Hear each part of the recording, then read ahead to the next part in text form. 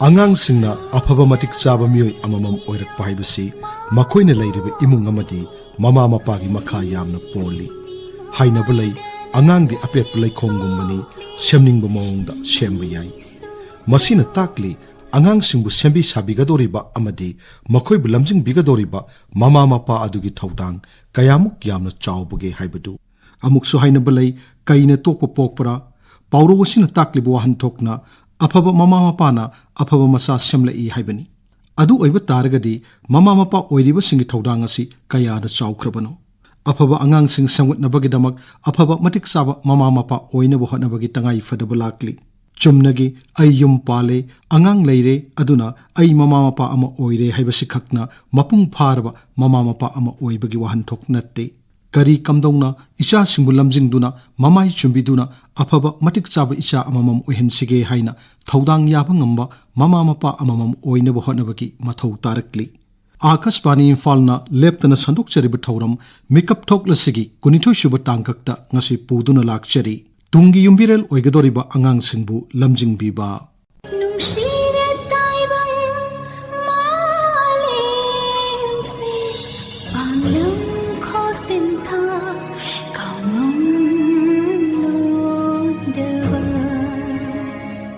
Imung manung amadi mama mapa oibasingna ningthina senabidraba yengsinbidraba angangsingna afaba maru changba khunaigi yumbi ama oirakpa haibasi tangna thoi yengsinbidraba senabidraba angangsingna ngauksinnaba lamhen tuhenba madi mayai kabasinjakta laishuraba oiraktuna mayolda tinna chiklaba pambigum soiromduna chanapham khangdana mangkiba kayasu yaudaba natte adugumba angangsing aduna khunaida makhal makha kayagi pamdaba thodoksin thohallaktuna lamdam amagi chawkhut lamjelda khurau oirai maram asina khunaida pamdaba thodoksin thorakpa thingnanaba mama mapa sing amadi angangsingbu mahi masing tambiriba oja singda angangsingbu ningthijina lamjingbina bagidamak makhoibu training pibagi tangai fadaba lakli asigumba malem pumbagi oina thengnariba khudongchadaba si hanthananabagidamak United Nations Office on Drugs and Crime UNODC na akhanaba mityang changlaktuna Family Skills Program paikhat pahorakli UNODC na Bharat Lengaki Social Justice and Empowerment ka punna khusamnaduna awangnong puklamdamda akhannana Assam amasung Manipurda Universal Family Skills Program for Prevention of Negative Social Outcomes haiba pilot project ama paikhat pahorakli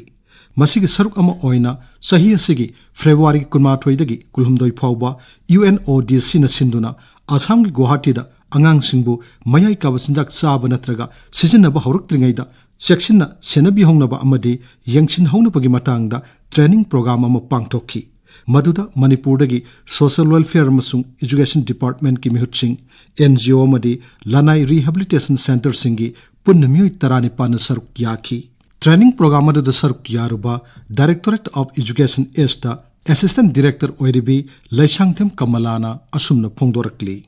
School gariba angangsing sitasu gyan tahallagati demand ki side se handara agati supply automatically lepakpa yabagi condition se urakpadagi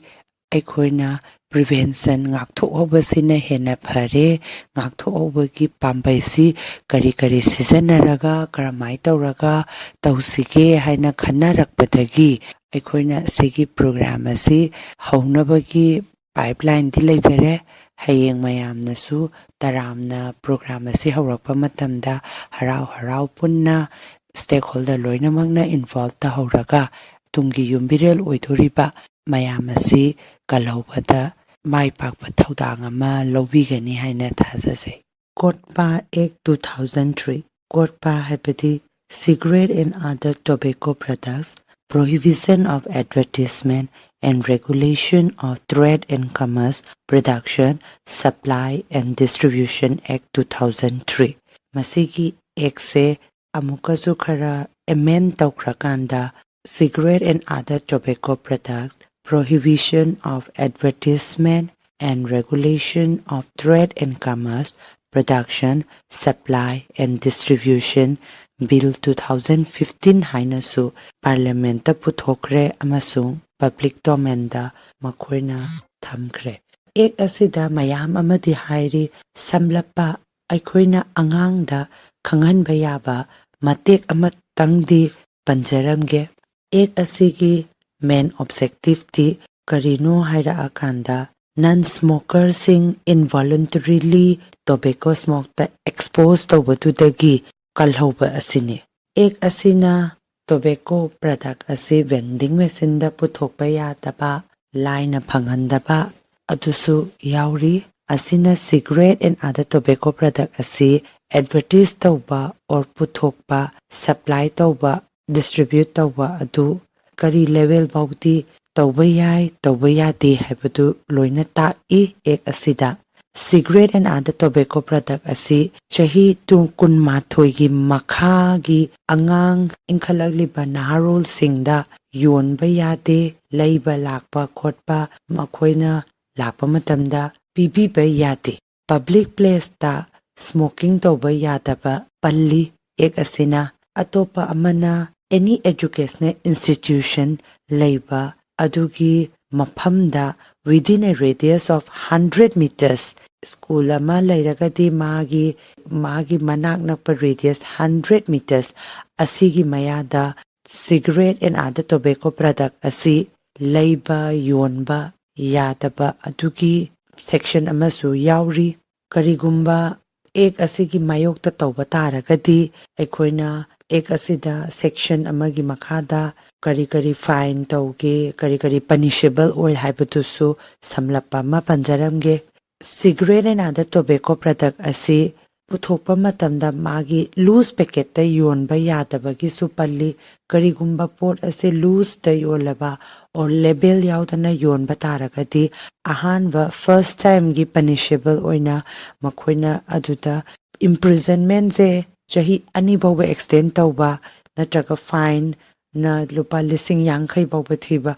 or ani makpoloba yabagi condition chu palli. First time tawgraba matunda second time amukasu same person duna convict tawragadi chahi manga bawba imprison tawba fine na lakh ama bawba thianba or animal imprisonment as well as fine thiba yabagi condition palli. Angangsingna mayai kabasinjak chaba natraga sizinaraktringaida mama mapa amadi angangsingga punna wakhan taminanaba training pangthoknabagidamak social welfare department amasung education s department na Imphal iski Wangkai model high school bu khalle. School asida sayol khudingi angang amasung mama mapa sing wakhal taminanaba changyeng oina training tawnanaba thorang lokhatle. Pilot project asigidamak khallaba Wangkai model high school gi headmistress Ranjita Devi Rajkumari na Angangsingbu matau karamna mayai kabasinjaktagi ngakthoknaba school na thodang lawgadagi haibagi matangda asumna phongdokli.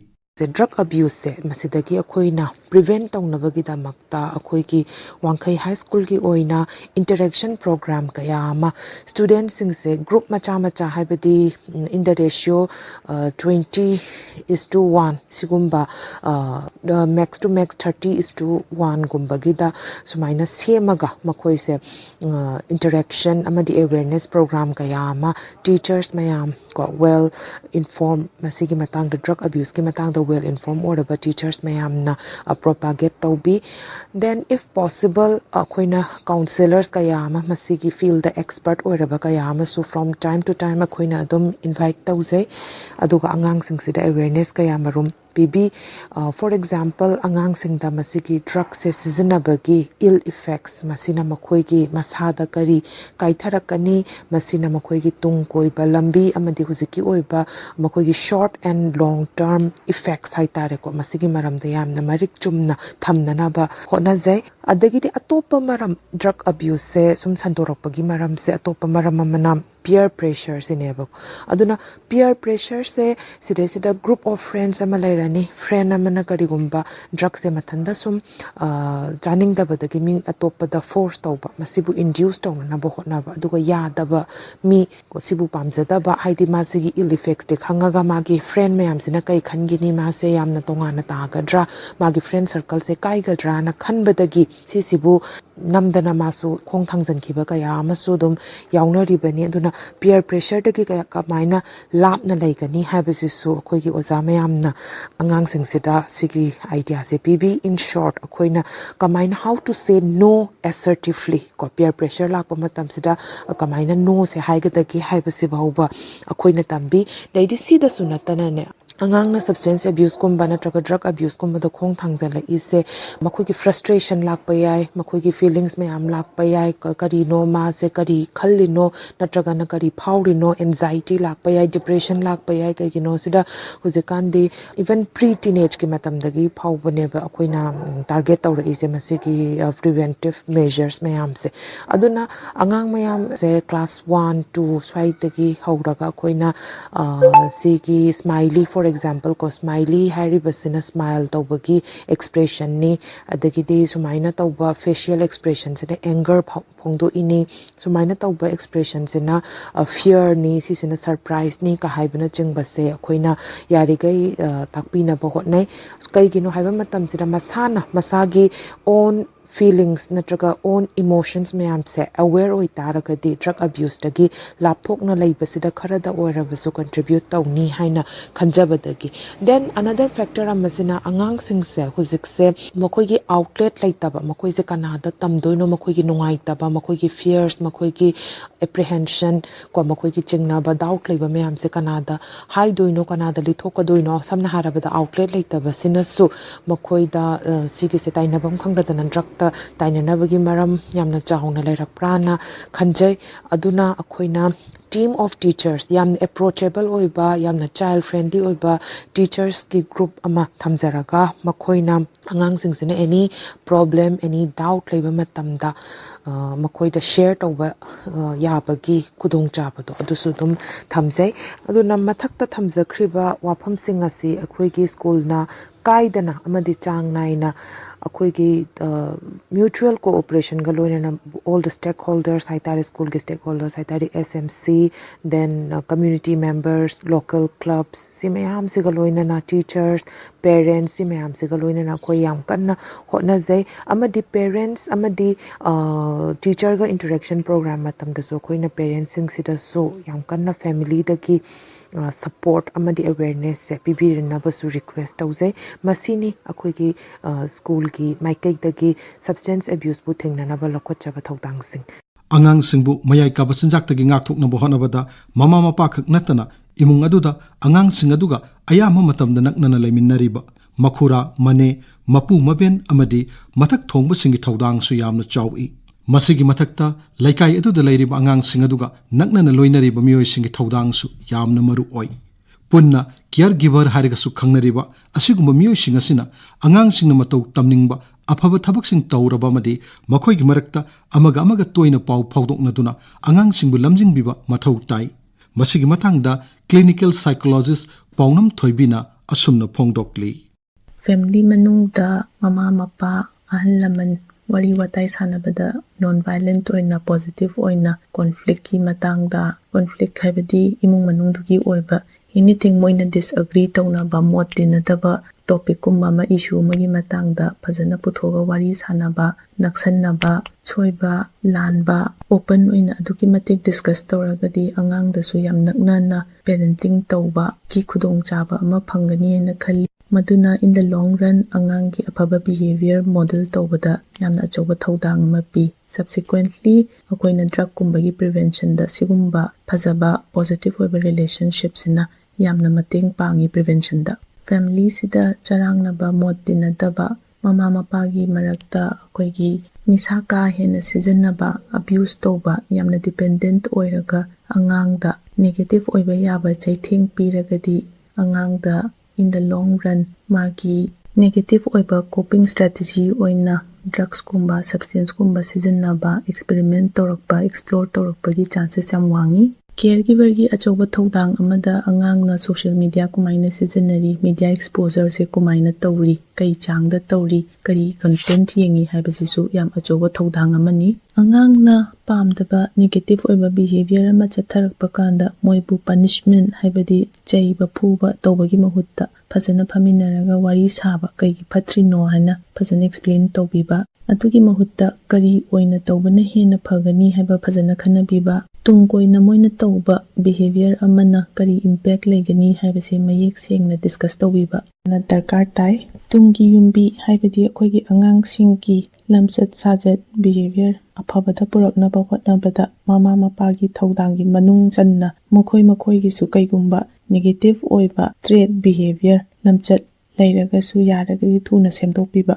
positive from the hongnaba hotnabiba madusu mathau yam tai amaromda family gi mawong matauda kitang dysfunctional oiba haibadi marai chaithaba chetna leiminaba adugi khudong chaba leitaba kanda angangda yamna kangaunaba aduga moida lamjing lamtak pibagi lambi yam leitaba matamda wakhan tabada kitang wabana maram oiduna moi masen moi lenga masen ana serana na kanamta da tanadana phattaba negative lamchat sajat asigumba kayada khong thangsetbada yamna laina thoi tung tabada hainingli angangi afaba lamchat sajat adagi prevention da thodang yam chauna lobas mana tamliba school mahisang atudagi hena imung manunggi mama mapagi mawong matau kairol lekai mawong matau angangduda thogatpiba natraga yanana lamjing lamtak pibagi chances yamna lei aduna pulap chap manana amata oina tungi yumbi angangsingse sembige haiba taragadi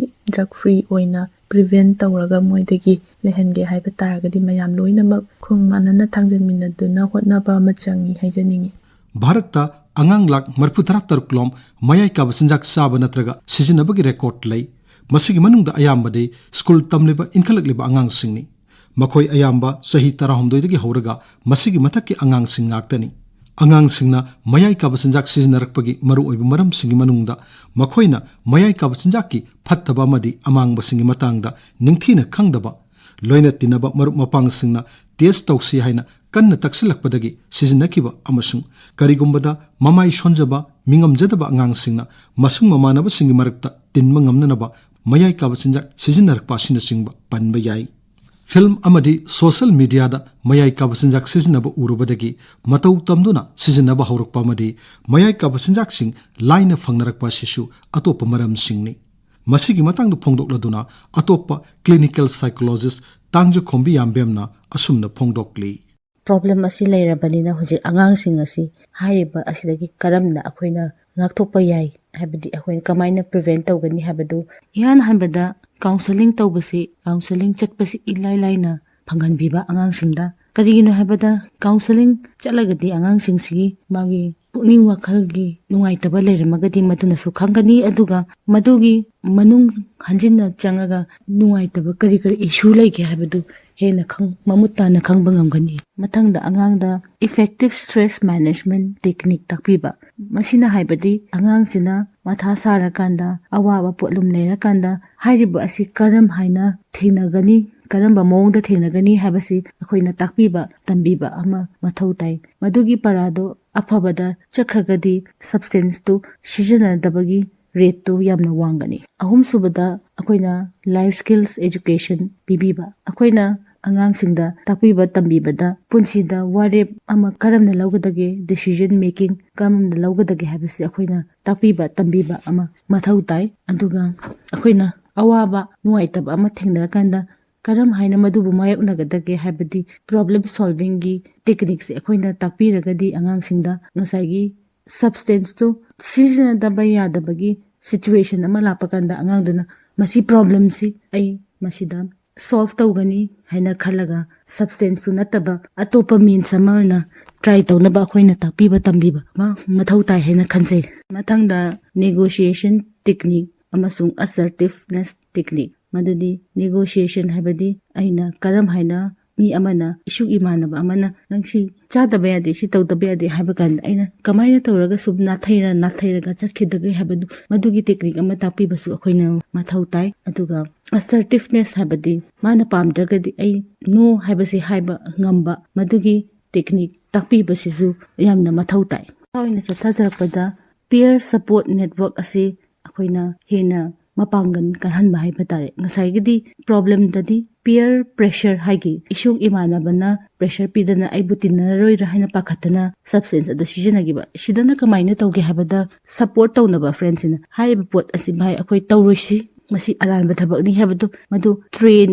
tawraga akhoina thamgragadi angangsingda moi masen adum situation ama lapakanda moi masen adum support tawnaraga ngasai pressure pibe muhta support tawnaraga madudagi nathainaba hotnabada yamna mateng pangani haina thajase asagi train tawgiba peer support aduna community da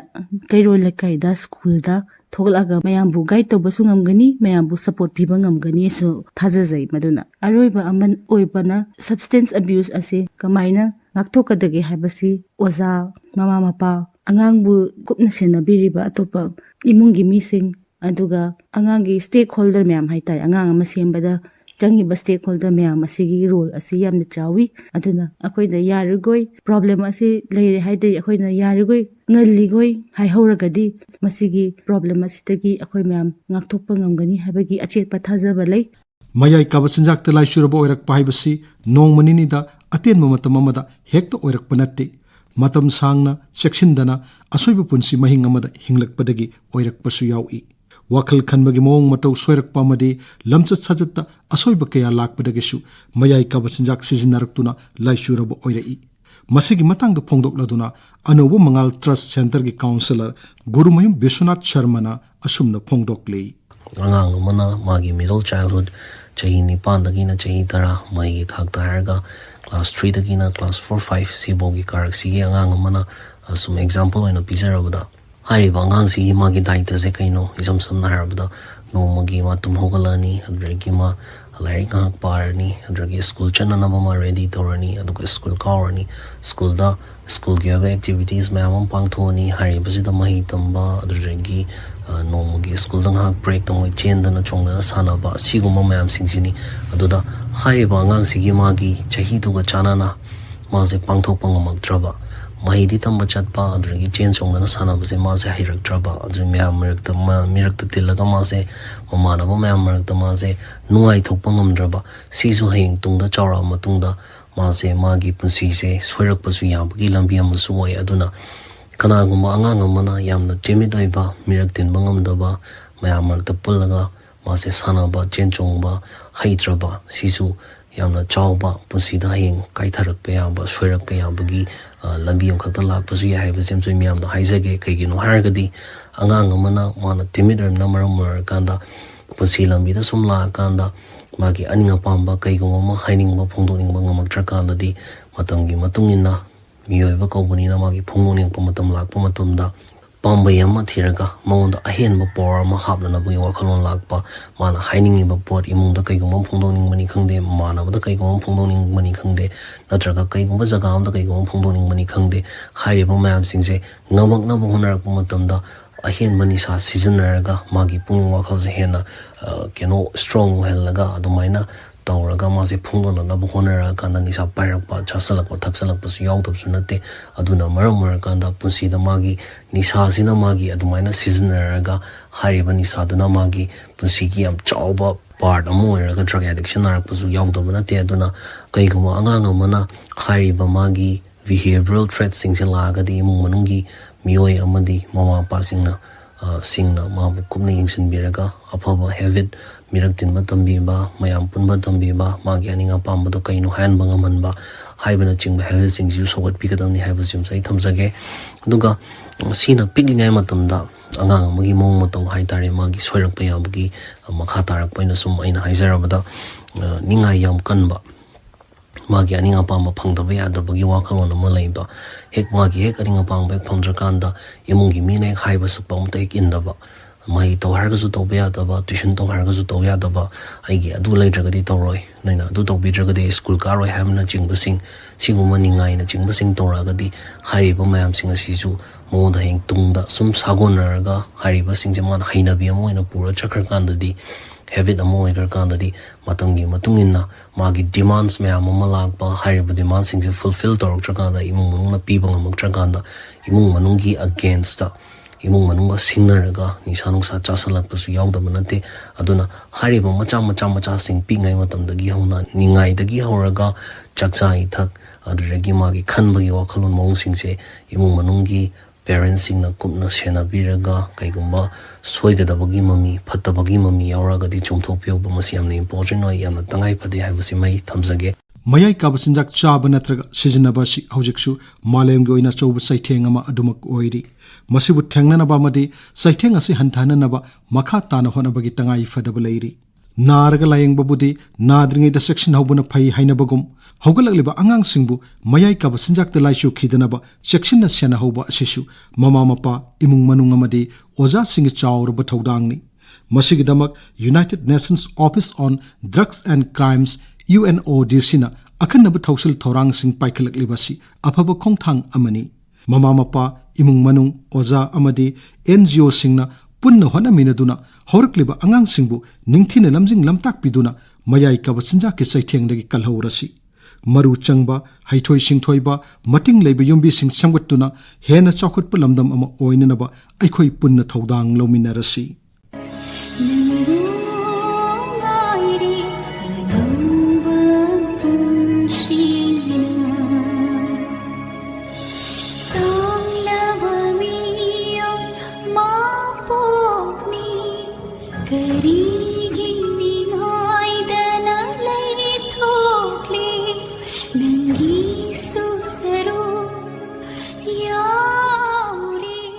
matanga sida Akasbani Imphal na leptana sandok chariba thauram Mitkap Thoklasi kunithoi shuba tangkakta Tungi Yumbirel Oigadouriba Angangsingbu Lamjingbiba lojere thorom puthokpa Thokchom Jogendrajit thorom asigi aiba masung lanthok sakiba Ngangom Kiran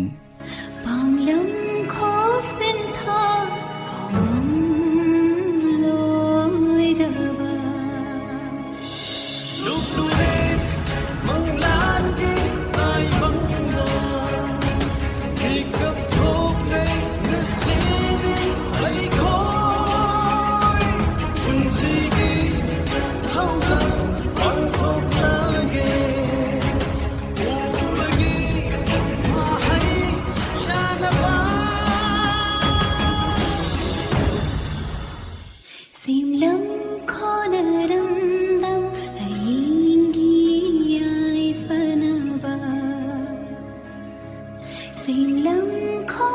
naram dam hai